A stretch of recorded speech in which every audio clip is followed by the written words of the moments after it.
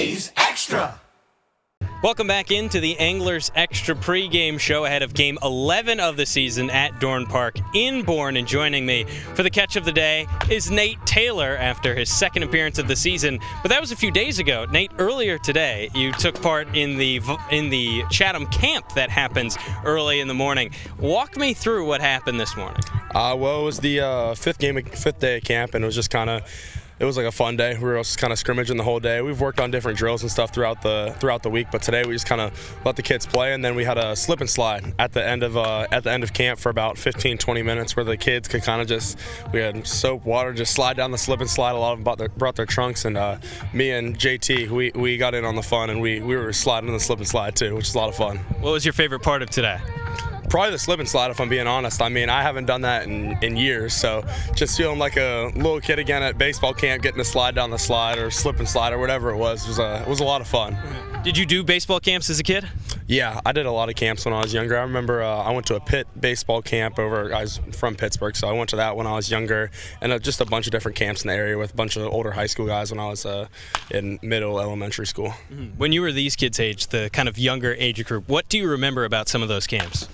I mean, just really looking up to the older guys. I mean, I feel like being at Pitt and the high school I was going to go to in Pittsburgh, I mean, just looking up to the older guys, it seems so far away. And obviously now it felt like it moved a million miles an hour. But being so young, looking up to all those older guys was definitely my favorite part and biggest memory out of all of it.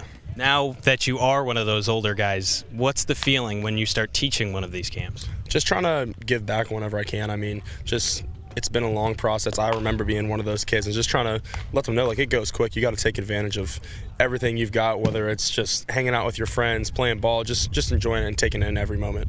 Is there a favorite station you teach? Is there something that you like teaching the kids, or different tricks that you like to pass on? Me and JT the first couple of days did like a pitching station, which, I mean, at that age it's difficult to go over a certain amount of pitching stuff on what we've learned, but just tell them to like throw strikes was like the biggest thing. I was like, yeah, like whatever age y'all are at, like whether it's 8U, 12U, or you're in the bigs, like you got to throw strikes. So you might as well try and learn as young as you are just about how important it is to throw strikes. Do they just have them throwing fastballs out there? Is that really it? Yeah, I mean, they're younger, so some of them will come to us and say they have 8 pitches or 9 pitches, which we're like, okay, not too many people have that, so let's focus on throwing fastballs. But we just take them through like short little drills, thrown into a net, and then I'll squat back behind the plate and be like, all right, if you throw it in the strike zone, you're good. If not, you got 5 jumping jacks, because they're all different range of ages.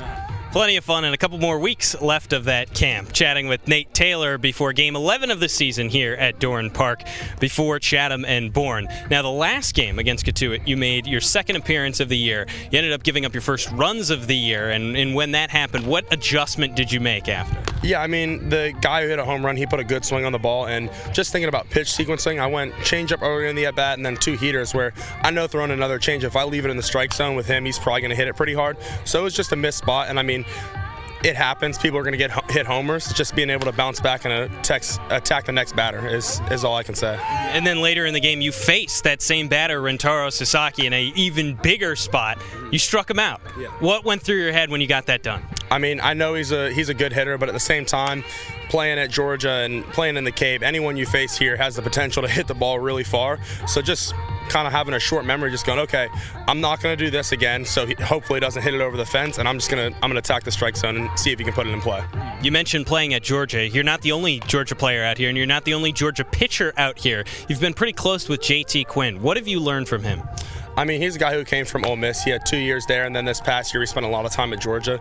Being a freshman this past year, just kind of taking in as much as I can. I mean, whether it's from him or D-Jack's, obviously a catcher, just learning, talking to them, whether it's pitch sequencing, mechanics, a lot of different things, just talking about the game of baseball, just learning as much as I can each day.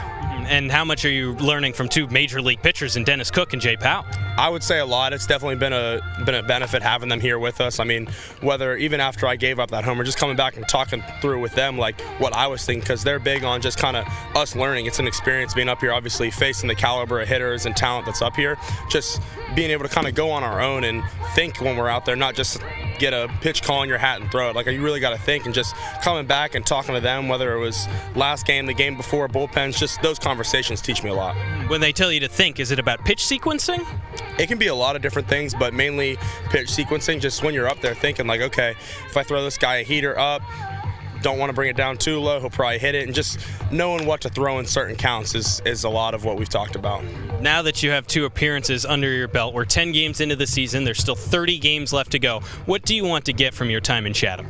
Just really experience. I mean, like I touched on earlier, just all the talent up here, just repetitive, having different at-bats against different guys. I mean, everyone's good at different things, whether it's speed, power, contact. Just kind of knowing that and attacking different guys the best I can and just seeing how my stuff plays against them. Nate Taylor joining us on Catch of the Day. Nate, thank you very much for joining the program. Awesome. Thank you so much.